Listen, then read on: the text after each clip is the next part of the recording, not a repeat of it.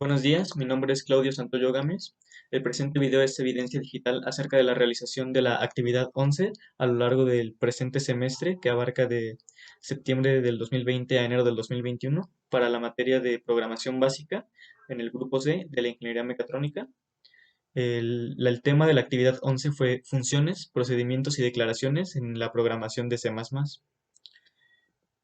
Comenzamos con las funciones. Tenemos de dos tipos, las que no reciben datos pero sí nos retornan datos y las que reciben y retornan datos. Su sintaxis es muy parecida. De la primera simplemente es el tipo de dato que vamos a utilizar, que puede ser int o char, o sea, entero, carácter, entre otros, mientras que para las que reciben y retornan es el tipo de dato, el nombre y podemos poner un paréntesis y dentro del paréntesis se deben de poner variables si es que lo deseamos. Podemos declarar las variables si lo deseamos, si no pueden ser afuera o dentro. Y después tenemos las llaves. Las llaves de inicio indican, como su nombre lo indica, dónde inicia la función y las de cierre, dónde termina la función. Después pasando de las funciones, tenemos ahora sí los procedimientos, los cuales también son dos tipos, que son los que reciben datos pero no retornan datos y los que ni reciben datos ni retornan datos. Como se puede observar, ambas sintaxis tienen como tipo de dato void. ¿Por qué es esto? Bueno, básicamente porque los procedimientos por norma tienen que usar el tipo de dato void, dado que no van a retornar datos. Ningún tipo de procedimiento te va a retornar datos y es por eso que se utiliza el tipo de dato void. Después le asignamos un nombre a estas funciones y también dentro de la primera podemos declarar variables si lo deseamos, como dentro de la segunda. Las sintaxis son muy parecidas, solo que pues, la principal diferencia es que en base a lo que pongamos y a lo que solicitemos, una no va a recibir ni retornar datos y otra sí va a recibir, pero no te va a retornar. ¿Y por qué no retornan? Como ya lo mencioné, porque son procedimientos y también es la razón de que sean void. Declaración de variables y de constantes. Dentro de un programa va a ser siempre primordial declarar nuestras variables y en caso de que las necesitemos también nuestras constantes. ¿Pero qué pasa con esto? Bueno, primero que nada, las variables dentro de los programas son muy fáciles de declarar.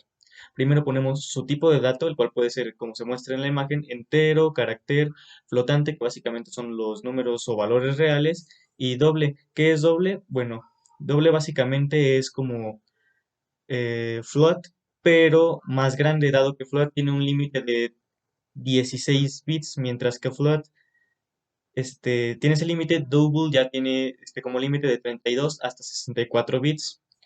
Y en todos los tipos de variables se le asigna un nombre, en este caso para hacerlo más fácil de entender, se puso var1, var2, var3 y var4 de variable 1, variable 2 y variable 3 y así. Ahora, ¿qué pasa? Que en las variables, si nosotros queremos, podemos igualarlas desde un inicio a un valor o a un carácter, según sea el tipo de dato. Ejemplo, en carácter se está igualando a A. Pero si no lo deseamos, entonces no los igualamos. Los podemos dejar simplemente así y le ponemos punto y coma y más adelante dentro del programa ya les podremos asignar su propio valor. Ahora, después tenemos las constantes. En este caso es una constante de tipo flotante, dado que está agregando una función matemática que es la letra E cuyo igual es el 2.7183. Desde luego no podemos poner todos los datos y también sí, pero si quisiéramos podríamos agregar unos pocos más, pero no podemos poner todos los decimales o datos que tiene la E matemática, dado que es muy complicado y es muy largo y el programa no los ocuparía todos y al final del día pues solo estaríamos desperdiciando espacio de memoria, aparte de que pues tiene un límite el programa para poner decimales. Continuando con esto, también es de clave mencionar que podemos usar para las constantes, para declarar también en vez de la E matemática, podemos utilizar pi. Es otra constante que podemos utilizar. O si nos remontamos al programa anterior de la actividad 10, también utilizamos una constante para declarar cuánto valdría la gravedad para que no cambiara a lo largo del programa. En ese momento utilizamos una constante de tipo flotante e igualamos la constante que llamamos gravedad, la igualamos a 9.81, que es lo que vale la gravedad dentro de la Tierra en base a conocimientos de física. Después vamos a pasar a funcionamiento y a los tipos de estructuras condicionales. ¿Qué es una estructura condicional? Bueno, las estructuras condicionales nos sirven para poner dentro de ellas sentencias que, de ser cumplidas por el programa o por el usuario al ingresar un dato, te permitirá entrar a cierta parte del programa. Si no la cumples, puede que pasen dos cosas dependiendo de qué tipo de estructura de condicional estemos utilizando.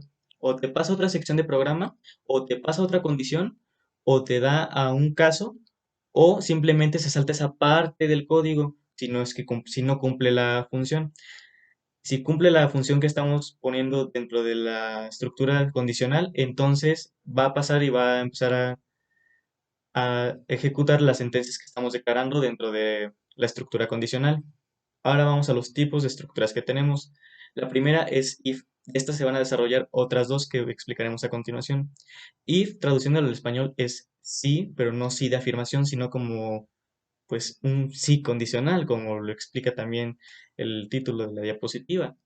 Lo que pasa es que con if estamos pidiendo o escribiendo en el programa que si lo que está dentro del paréntesis se cumple, es válido tal cual, entonces se va a ejecutar lo que está entre la llave inicial y la llave final de la estructura condicional if. Algo muy parecido pasa con if else. La parte de if es claramente igual, se escriben las secuencias dentro de las llaves iniciales y de cierre, pero ¿qué pasa si la condición no se cumple en if? ¿Qué es lo que pasa? Bueno, en un if normal, si la condición no se cumple, el programa simplemente se salta esa parte, pero si en un if else no se cumple la condición del if, simplemente nos va a pasar a else, lo cual sería como, por decirlo, un default. Si no cumples esto, entonces por default estás cumpliendo lo otro, así que pues pasa, o sea, si no es cierto lo que me estás diciendo, entonces pues default es no es cierto y te pasa al else y ahí se ejecutan las secuencias. Y después viene algo que es una mezcla de los dos anteriores, que es if y else, que veremos a continuación, que es el if, else, if. Esto es para agregar más condiciones, puesto que posiblemente si no es una, podría ser la otra condición, y si no es esa condición, podría ser otra condición, y tal vez nos podríamos seguir así, condicionando al programa hasta que digamos, no, pues si de plano no cumpliste todas las condiciones anteriores, pues ya, entonces es esto, es el else. Lo mismo es lo que pasa en if, else, if. Se pone una condición, la condición no se cumple, entonces nos pasamos al else if, donde está otra condición. La condición no se cumple, nos pasamos a otro else if. La condición no se cumple, a otro else if. Y así hasta llegar a un else, donde ya sería el default de no, pues entonces no cumpliste todas las condiciones anteriores. Pero si se llega a cumplir, por ejemplo, desde el principio la primera condición, entonces se ejecutan esas secuencias dentro de la primera condición y las demás se ignoran y se salta el programa esa parte y continúa en lo que sigue fuera de los if, else, if.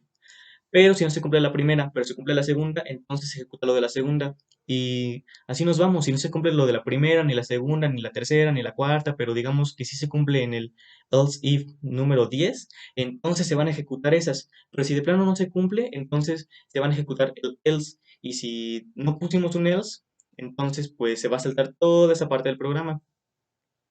Y después tenemos una última estructura condicional que veremos el día de hoy, que es la función de condicional switch. ¿Y qué hace switch? Bueno, switch te muestra varios casos y te permite elegir entre ellos. Y en base al caso que tú elijas, que podría ser, podríamos definirlos como por ejemplo el caso número uno o el caso número A, y después el caso 2 el caso B, el caso 3 el caso C. Bueno, en base al caso que tú elijas, podremos con Switch enviarte a ese caso y dentro de ese caso, en esa parte, va a haber secuencias. Esas secuencias se van a ejecutar en base al caso que tú escojas. Si, por ejemplo, yo escojo el caso uno me va a enviar al denominado caso uno y dentro de ese caso habrá secuencias que me va a ejecutar el programa. Y una vez que se hayan cumplido, va a salir del switch. Entonces nada más se habrá ejecutado la parte que yo quiero en base a lo que yo elegí. Pero ¿qué pasa con el switch si se llega a escoger una condición o un caso que no existe? Bueno, si se llega a escoger un caso que no existe o a ingresar un número por accidente u otra cosa que no esté definida en Switch, entonces podemos poner un default como se muestra en la imagen acá sí hasta el final, el default. En el default podemos poner secuencias también para que se ejecuten en caso de que se haya ingresado un caso erróneo, que básicamente sería como el else de las funciones if. que significa que si no ingresaste algo que te estoy pidiendo, entonces te voy a mandar aquí para que ejecute algo que te muestre o que el programa haga. Y una vez acabado todas esas sentencias que se definieron en default, entonces se sale de la función switch y continúa el programa. Bueno, es momento de pasar a una programación de un menú de opciones, que fue el programa que se pidió para esta actividad 11. Así que pues vamos allá. Este es el programa. Como se puede ver, es un poco más largo que los anteriores tres que se mostraron. Y aquí estamos utilizando varias funciones que explicamos hace un momento. Comencemos con lo primero. Utilicé un comentario de varias líneas para describir mis datos y después, como en todos o la mayoría de los programas, incluí la librería IOStream, que es una librería estándar de C++, el Using Namespace std para los nombres, los espacios de memoria. Y ahora sí, a mí me gusta declarar mis variables dentro de la función main. En este caso, así lo hice. Y dentro de la main, declaré todas las variables que estuve utilizando y que previamente analicé y pensé en el algoritmo que estaría utilizando, y también las pasé a un diagrama de flujo para poder estructurar de mejor forma cómo es que quería llegar a esto. Y por último hice un boceto de pseudocódigo, o el pseudocódigo como tal, que para mí es un boceto de lo que será el programa al final, y eso me permitió concluir con este programa de forma adecuada. Claro que también tuvo sus errores y se tuvo que rehacer el algoritmo más de una vez para poder llegar a un correcto diagrama de flujo y así a un correcto pseudocódigo y así un programa que funcionara correctamente. En base a los problemas que iban surgiendo, se volvió a repetir el proceso. Si el programa no funcionaba, nos regresábamos al algoritmo y de nuevo por el diagrama de flujo y de nuevo por el pseudocódigo hasta llegar al programa hasta que funcionara. Bueno, como se puede ver aquí, hay muchas variables, entre ellas la mayoría son flotantes, o a excepción de una, que es la opción que se usará para la estructura condicional switch, y la mayoría son flotantes debido a que por los tipos de cálculos que vamos a hacer dentro de este programa, pues necesitamos que sean números que no sean enteros, que tengan sus decimales.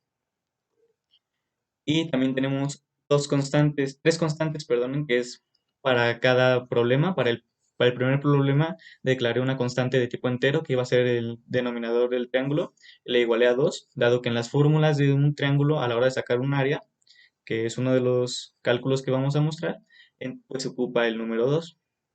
Y antes de explicar lo siguiente, primero quiero pasar ahora sí a mostrar cuáles son los cálculos que vamos a ejecutar.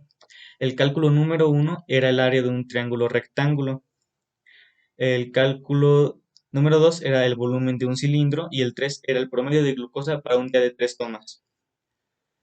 Bueno, entonces en base a estas sentencias y a estos cálculos que vamos a ejecutar es que podemos declarar nuestras variables. Así que ya expliqué el del triángulo rectángulo, dado su fórmula necesitábamos el 2 para que sea dividido más adelante. Y ahora para el volumen de un cilindro. Para el volumen de un cilindro sí o sí tenemos que sacar el área de su base. ¿Y un cilindro qué es? Bueno, un cilindro es básicamente una figura que tiene como base un círculo y como base superior otro círculo y están unidas. Entonces básicamente es como tomar dos círculos e irlos estirando de esta forma. Entonces, primero es necesario sacar el área del círculo antes de sacar el volumen del cilindro. ¿Y cómo saca el área de un círculo? Pues es pi por radio al cuadrado. Entonces, sí o sí íbamos a estar ocupando una constante que se definiera como pi. En este caso yo la declaré como de tipo flotante, dado que ocupaba los decimales. Y la constante está aquí marcada. La nombré pi para que fuera más fácil de identificar y pues utilicé los primeros cinco dígitos después del punto, 3.14159. Y después pasemos al siguiente cálculo, el cual es el promedio de la glucosa para un día de 3 tomas. Para este también declaré una constante, la cual fue total de tomas 3, puesto que aquí, como lo indica la opción 3, es para un día de 3 tomas, o sea, se van a realizar 3 tomas de la glucosa en un día. Y es por eso que la vamos a ocupar para sacar el promedio. Ahora sí, continuamos para definir cada uno de los casos y explicar cómo es que funciona el programa para cada caso, para cada cálculo. Si en Switch llegáramos a escoger en opción Uno nos enviaría al número uno que tengo aquí marcado, que es el cálculo del área de un triángulo rectángulo. Así que vamos al caso uno. Aquí está. El caso es un case uno, dos puntos, se deben utilizar siempre los dos puntos para los casos. Y pido que se muestre que ingrese la longitud de la base del triángulo rectángulo en metros. Y lo guardo en base triángulo. Estoy poniendo estos nombres puesto que para mí era más fácil recordarlos así y no me equivocaría en el programa. Después pido que se ingrese la altura del triángulo en metros. El cálculo que vamos a arrojar va a ser en metros, desde luego. Entonces lo guardo en la altura. Y para esto utilizo los datos que están almacenados en base de triángulo y en altura. Y utilizo BH. ¿Por qué la llamé BH? Bueno, es que dentro de la fórmula para sacar el área de un triángulo, es base por altura. Y la altura no se representa con una A, en la fórmula se representa con una H. Entonces por eso puse BH como para representar base altura, que era más fácil de recordar para mí en ese momento. Entonces lo pongo igual a base del triángulo por la altura, lo que acabo de mencionar. Y una vez que tengo VH con el resultado de la multiplicación de estas dos variables que le acabo de pedir al usuario ingresar, paso a hacer el área del triángulo. ¿Y cómo es el área del triángulo? Pues es base por altura entre denominador triángulo, que era la constante que mencioné al principio, que está aquí, denominador triángulo, es igual a 2. Entonces lo que le estoy diciendo aquí al programa es que el área del triángulo va a ser igual a la multiplicación de los datos que me ingresó el usuario entre 2, que es lo que vale la constante denominador triángulo. Una vez que se logra esta acción, pido que se muestre cuál es el área del triángulo con la sentencia de cout, el área del triángulo en metros cuadrados, porque el área se mide en metros cuadrados y pido que se muestre ahora el valor que está contenido en la variable área triángulo, y posteriormente que se muestre metros cuadrados, puesto que el área es en metros cuadrados. Y después aquí viene algo curioso. ¿Qué es break? Bueno, break dentro de Switch es utilizado principalmente para evitar que los casos se empiecen a amontonar. Si yo no pusiera break en este momento, lo que pasaría es que al momento de escoger el caso uno y de llegar a toda esta parte y me muestra el área del triángulo, pues se amontonaría directamente con esta sentencia del caso 2 y no queremos que pase esto, entonces por eso pongo break. Así que una vez que se completa toda esta sentencia de aquí, pongo break y significa que el caso uno ha terminado y por ende no se va a pegar con el caso 2, que básicamente un break es como poner una llavecita de cierre de una función.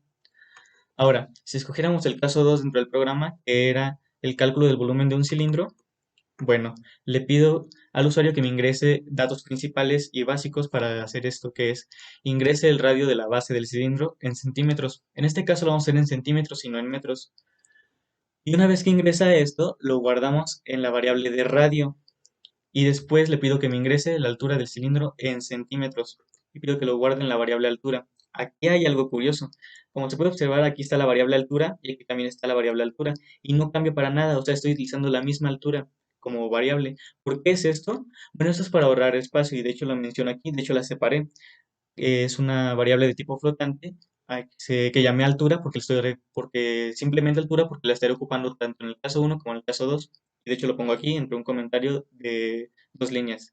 Dado que las fórmulas del triángulo y del volumen del cilindro ocupan altura, solo se declarará una vez.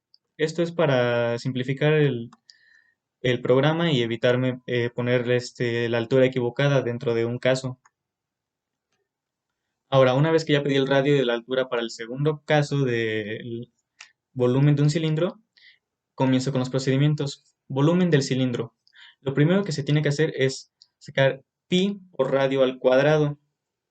Ahora, radio al cuadrado significa que es radio por radio, entonces hago directamente todo esto en una línea porque todo es una multiplicación.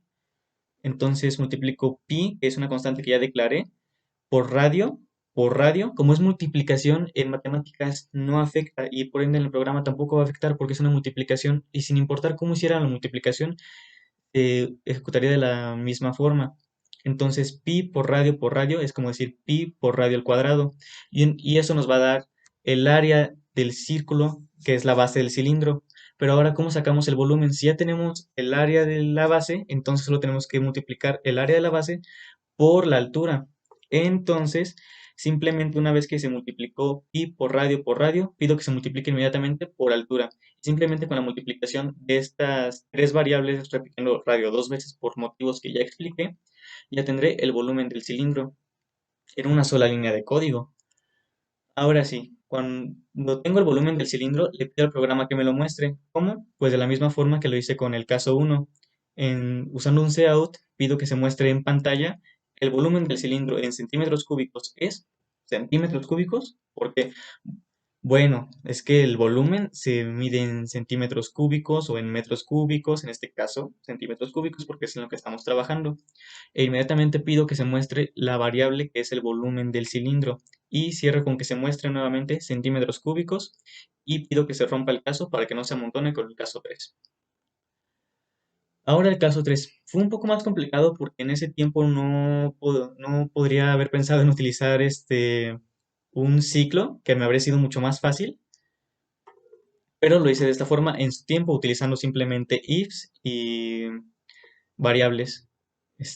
Que fue el caso 3 que si recordamos era cálculo del promedio de glucosa para un día de tres tomas. En un día me están dando tres tomas de glucosa diferentes.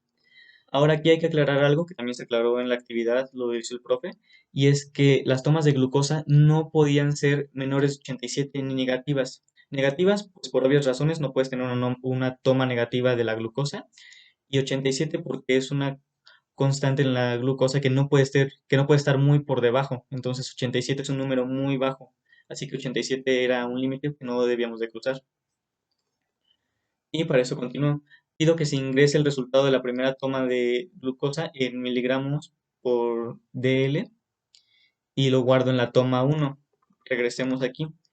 Creé tres variables flotantes porque las tomas no siempre van a ser en números exactos, así que iban a ocupar sí o sí puntos decimales.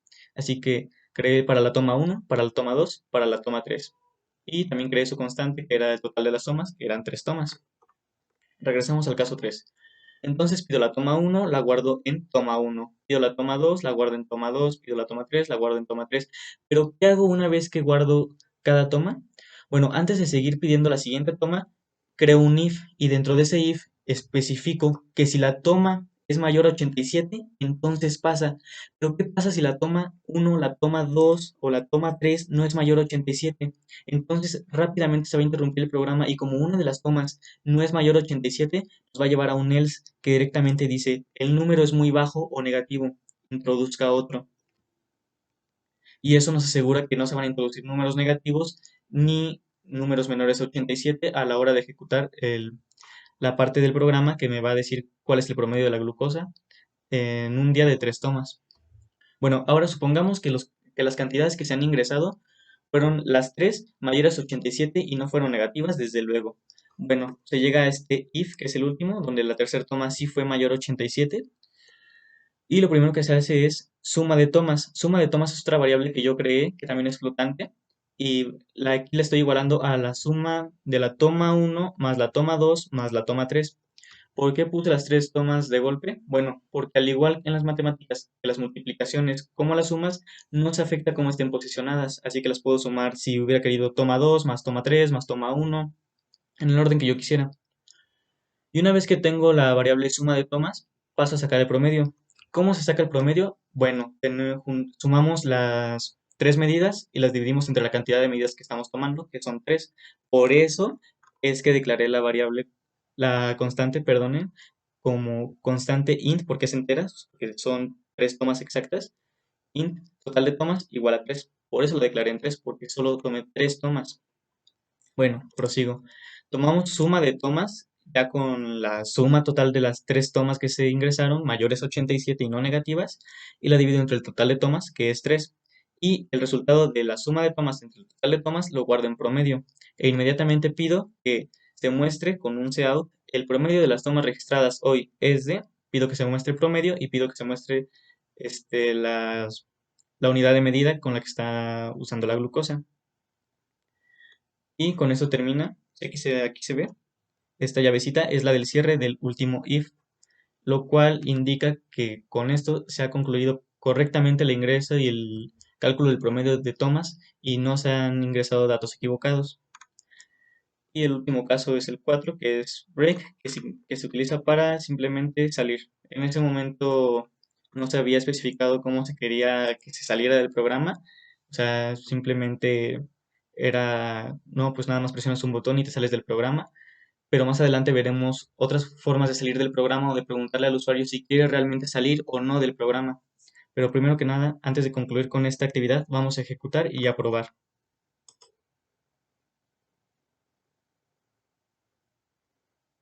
Está cargando la ejecución, está compilando y lo está cargando. Aquí está.